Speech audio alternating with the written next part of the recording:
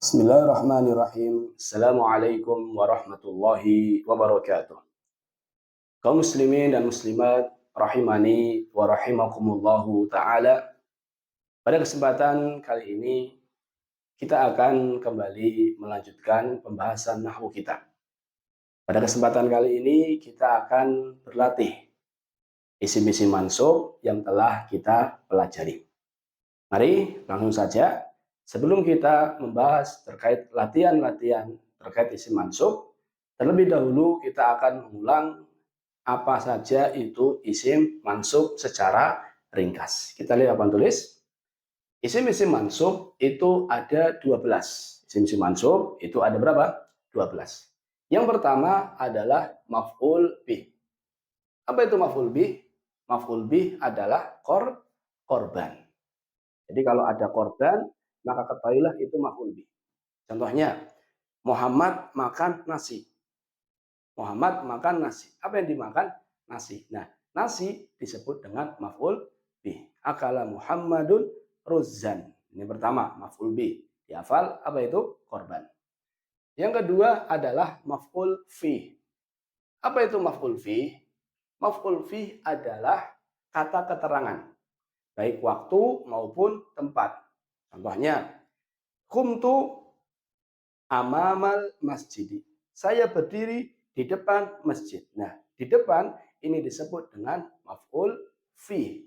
Ingat, maf'ul fi adalah kata keterangan. Yang ketiga adalah maf'ul li ajli. Apa itu maf'ul li ajli? Maf'ul li ajli adalah sebab atau motif seseorang melakukan sebuah perbuatan. Contohnya, jitu ilal ma'hadi ta'alluman. Saya datang ke pondok untuk belajar. Nah, untuk belajar ini adalah motif dia datang ke pondok. Alasan dia datang ke pondok. Maka ta'alluman disebut dengan apa? Maf'ul li ajli. Ingat, maf'ul li ajli itu adalah apa? Sebab atau alasan. Yang keempat adalah maf'ul mutlak. Apa itu maf'ul mutlak? Maf'ul mutlak adalah isim mansub yang diambil dari kata kerjanya. Jadi maf'ul mutlak itu masdar, isim mansub berupa masdar yang diambil dari kata kerjanya. Contohnya kata kerja akala. Akaltul khubza, saya makan roti aklan. Nah, aklan disebut dengan maf'ul mutlak karena aklan diambil dari kata kerja sebelumnya akaltu. Akaltul khubza, saya makan roti aklan. Nah, aklan ini masdar diambil dari kata kerjanya disebut dengan apa? Maf'ul mutlak. Nanti fungsinya bisa untuk menguatkan, bisa untuk menerangkan jumlah, bisa juga menjelaskan nahu. Yang kelima adalah maf'ul ma'ah. Yang kelima adalah maf'ul ma'ah. Apa itu maf'ul ma'ah? Maf'ul ma'ah adalah isim mansub setelah wawu ma'iyah. Yang jatuh setelah wawu ma'iyah. Berarti kalau ada isim mansub jatuh setelah wawu ma'iyah, maka disebut dengan apa? Maf'ul ma'ah. Contohnya, Sara Muhammadun wan nahro. Muhammad berjalan bersama dengan sungai. Nah, wan nahro, an-nahro ini jatuh setelah wa, maka disebut dengan wawu, disebut dengan maf'ul ma'ah. Ya. Yang keenam adalah hal. Apa itu hal? Hal itu adalah keadaan. Jadi isim mansub yang menjelaskan keadaan. Baik keadaan pelaku maupun keadaan korban. Contohnya, jitu, saya datang masyian, berjalan. Nah, berjalan ini menjelaskan keadaan saya ketika saya datang. Menjelaskan keadaan saya ketika saya datang. Jitu mubtasiman. Saya datang sambil tersenyum. Nah, yang menjelaskan keadaan di sini disebut dengan apa? Hal. Jadi ada 6 yang sudah kita pelajari. Yang pertama apa? Maf'ul bih, korban. Yang kedua apa? Maf'ul fi, kata keterangan. Yang ketiga maf'ul li ajli, sebab. Yang keempat maf'ul mutlak, masdar yang diambil dari kata kerjanya. Yang kelima adalah maf'ul ma'ah yang jatuh setelah wawu ma'iyah. Dan yang keenam adalah hal. Sekarang kita lanjut. Yang ketujuh adalah tamyiz. Apa itu tamyiz? Tamyiz itu artinya adalah penjelas. Jadi penjelas isim yang sebelumnya belum jelas. Contohnya, ishtaraitu ishrin. Saya beli 20. 20 apa? Belum jelas, butuh penjelas. Qalaman. Saya beli 20 pulpen. Nah, qalaman disebut dengan tamyiz. Kenapa? Menjelaskan isim yang sebelumnya belum jelas. Ishtaraitu ishrin. Saya beli 20. 20 apa? Qalaman. Pulpen. Mustasna. Apa itu mustasna?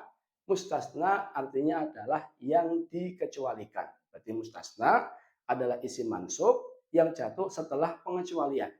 Contohnya, ja'atul labu, para santri datang, illa aliyan. Nah, aliyan di sini disebut dengan mustasna yang dikecualikan karena jatuh setelah alat pengecualian yaitu illah. Tentunya pembahasan mustasna panjang, namun di antara hukum mustasna itu ada yang mansub. Kemudian khobar kana. Apa itu khobar kana? Khobar kana adalah khobar yang jatuh setelah kana. Kita tahu fungsi kana. Apa fungsi kana? Merofakkan isim, menasabkan khobar. Maka khobar kana itu masuk ke dalam isim-isim mansub. Contohnya, kana Muhammadun jamilan. Nah, mana khobarnya? Jamilan. Khobar kana, maka dia mansub. Jamilan. Berikutnya, isim inna. Apa itu isim inna? Isim inna adalah isimnya inna atau mubtada yang jatuh setelah inna. Contohnya, inna Muhammadan jamilun. Sesungguhnya Muhammad itu ganteng. Nah, mana isim innanya? Muhammadan. Kenapa isim inna jatuh setelah inna? Dan isim inna itu mansub. Kenapa mansub? Karena fungsi inna adalah menasabkan isim dan merofakkan khobar. Ya, ini yang ke-10. Yang ke-11 adalah munada. Apa itu munada? Munada adalah isim mansub yang jatuh setelah alat panggilan. Contohnya, ya, wahai. Ya Abdullah. Wahai Abdullah. Nah, Abdullah di sini mansub. Kenapa mansub? Alasannya karena dia munada. Yang ke-12 adalah tawabi. Adapun tawabi, nanti kita akan pelajari pada isim-isim majrur. Jadi intinya jamaah, isim mansub itu ada berapa? Ada 12. Ada maf'ul bih, maf'ul fi, maf'ul li ajli, maf'ul mutlak, maf'ul ma'ah, hal, tamyiz, mustasna, khobar kana, khobar inna, munada, dan tawabi. Untuk penjelasannya lebih lanjut, bisa melihat video sebelumnya. Di samping kita harus hafal ini, isim-isim mansub, kita juga harus hafal tanda-tanda i'rab. Kita juga harus hafal tanda-tanda i'rab. Nanti bisa dilihat lagi di halaman 31. Kenapa? Karena setelah kita tahu isim-isim mansub itu apa saja, sudah hafal, kita sudah paham, kita harus tahu tanda nasab itu dengan apa. Kenapa? Karena tidak semua isim mansub itu mansubnya dengan fathah. Ada isim mansub, mansubnya dengan ya, ada isim mansub, mansubnya dengan alif, dan seterusnya. Sehingga setelah kita tahu mana isim mansub, mana isim marfu, mana isim majrur, masih ada PR untuk mengetahui tanda i'rabnya dengan apa. Jadi di halaman 31 silakan nanti dihafal lagi. Contohnya isim mufrad, dhammah, fathah, kasroh. Berarti isim mufrad rofaknya dengan dhammah, nasabnya dengan fathah, jirnya dengan kasroh. Berarti kalau isim mufrad, kalau rofa bacanya kitabun. Kalau nasab bacanya kitaban. Kalau majrur bacanya kitabin. Terus dihafal. Isim mufrad dhamma fathah kasrah, isim musanna alif ya ya, jamak mudzakkar salim wawu ya ya, jamak muannas salim dhamma kasrah kasrah, dan seterusnya. Itu harus dihafal. Sekarang kita memasuki latihan. Latihan isim-isim mansub. Isim-isim mansub ada 12. Ini pembahasannya sudah. Sekarang kita akan menganalisa mana saja isim-isim mansub dari kalimat-kalimat berikut. Kemudian kita akan tentukan alasan kenapa dia mansub dan apa tanda nasabnya.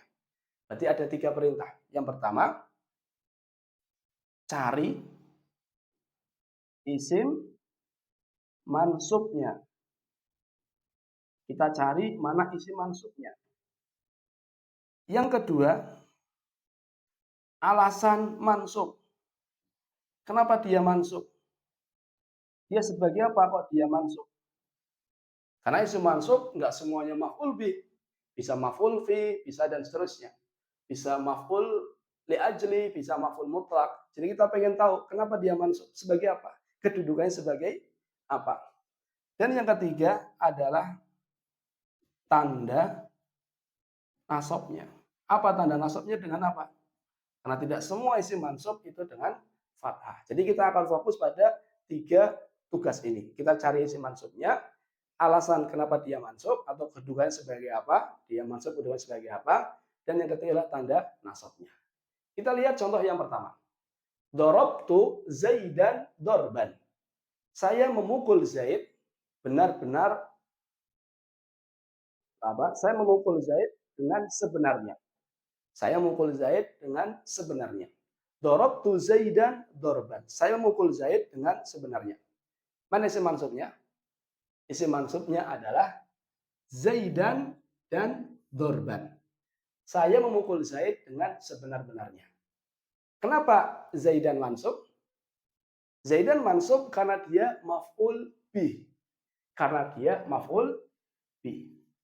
Kenapa maf'ul bih? Korban. Saya memukul Zaid. Siapa yang dipukul? Zaid. Maka Zaid disebut dengan maf'ul bih. Apa tanda nasabnya? Tanda nasabnya fathah. Kenapa fathah? Karena dia isim mufrad.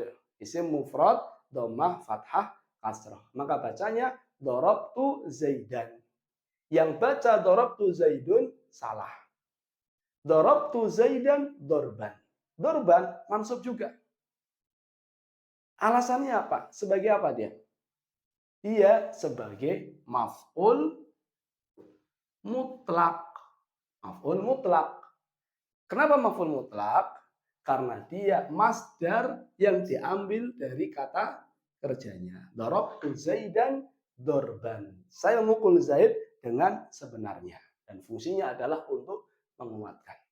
Apa tanda nasabnya? Tanda nasabnya adalah fathah. Karena dia isim mufrad. Yang kedua, syaribtul ma'a jalisan. Syaribtul ma'a jalisan. Saya minum air sambil duduk. Mana isim mansubnya? Al-ma'a sama jalisan. Saya minum air. Berarti air sebagai apa? Korban, objek, maf'ul bih. Apa tanda nasabnya? Fathah. Tanda nasabnya fathah. Kenapa fathah? Isim mufrad. Ustaz, ini kok tanwin Ustaz? Ini kok fathah bukan tanwin? Pokoknya kalau seandainya sudah ada alif lamnya, itu nggak boleh pakai tanwin. Al-ma'a. Kalau nggak ada alif lamnya, udah tanwin. Ma'an, seperti itu. Jalisan. Dalam keadaan duduk. Berarti jalasan sebagai apa? Hal. Karena menjelaskan keadaan. Hal. Ya sebagai hal. Apa tanda nasabnya? Fathah. Ya. Berikutnya. Zurtu Zaidan hubban lahu. Saya menziarahi Zaid karena cinta kepadanya. Mana isi maksudnya? Zaidan hubban. Zaidan sama hubban. Saya menziarahi Zaid karena cinta kepadanya. Zaidan sebagai apa? Maf'ul bih. Kenapa maf'ul bih? Korban. Dia yang diziarahi. Tanda nasabnya fathah karena dia isim mufrad. Hubban lahu karena cinta kepadanya. Berarti hubban lahu menjelaskan alasan. Alasan kenapa saya menziarahi Zaid. Dan yang menjelaskan alasan itu disebut dengan apa? Maf'ul li ajli. Maf'ul li ajli. Maf'ul li ajli. Apa tanda nasabnya? Tanda nasabnya fathah. Karena dia isim mufrad. Yang keempat, zahabtu yaumal ahadi. Saya pergi hari Ahad. Kapan perginya? Hari Ahad. Berarti menjelaskan apa? Keterangan waktu. Mana isim mansubnya? Yauma. Kenapa mansub? Karena dia sebagai maf'ul fi. Maf'ul fi. menjelaskan kata keterangan. Kata keterangan, waktu saya pergi kapan? Hari Ahad. Maka dia maf'ul fi, dia mansub dengan fathah. Yang kelima, ya Abdullah aqbil. Wahai Abdullah, ke sini. Mana isi mansubnya? Abda. Abda. Bacanya Abdullah. Kenapa mansub? Lihat, jatuh setelah alat panggilan. Iya. Berarti disebut dengan apa? Munada. Disebut dengan munada. Karena jatuh setelah alat panggilan. Dan tanda nasabnya adalah fathah. Maka bacanya ya Abdullah aqbil. Ya, ini nomor 1 sampai nomor 5. Sekarang kita lihat nomor 6. Inna Muhammadan jamilun. Inna Muhammadan jamilun. Sesungguhnya Muhammad itu ganteng. Mana isi mansubnya? Muhammadan. Kenapa mansub? Isim inna. Isimnya inna. Karena kita tahu bahwasannya fungsi inna adalah menasabkan isimnya. Apa tanda nasabnya? Tanda nasabnya adalah fathah. Inna Muhammadan jamilun. Muhammadan isim mansub, isim mansub, kedudukannya adalah isim inna. Yang ketujuh, Saro Muhammadun wan nahro. Muhammad berjalan bersama sungai. Mana isim mansubnya? An-nahro. Kenapa mansub? Jatuh setelah wa. Berarti dia mansub alasannya karena sebagai apa? Maf'ul ma'ah. Maf'ul ma'ah. Isim mansub yang jatuh setelah wawu ma'iyah. Apa tanda nasabnya? Tanda nasabnya adalah fathah karena dia isim mufrad. Yang kedelapan, ishtaraitu 30 qalaman. Saya beli 30 pulpen. Mana isim mansubnya? 30 sama qalaman. 30 sebagai apa? Saya beli 30. Apa yang dibeli? 30.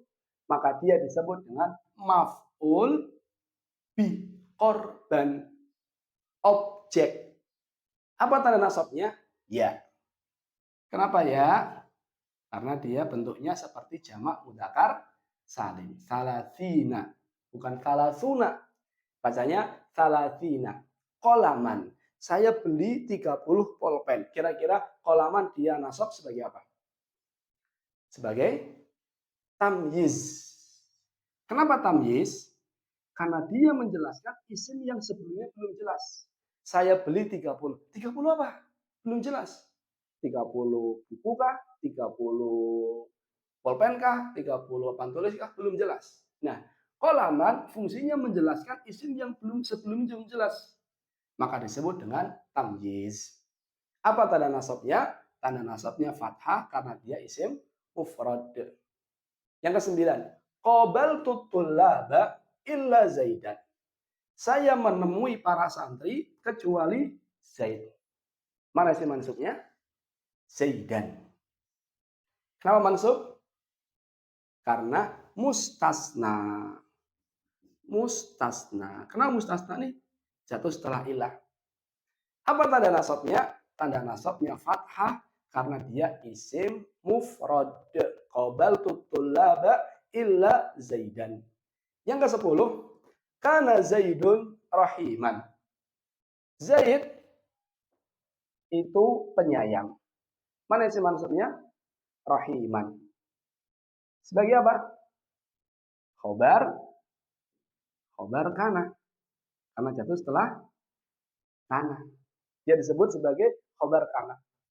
Apa tanda nasabnya? Tanda nasabnya fathah. Kenapa fathah? Karena dia isim mufrad.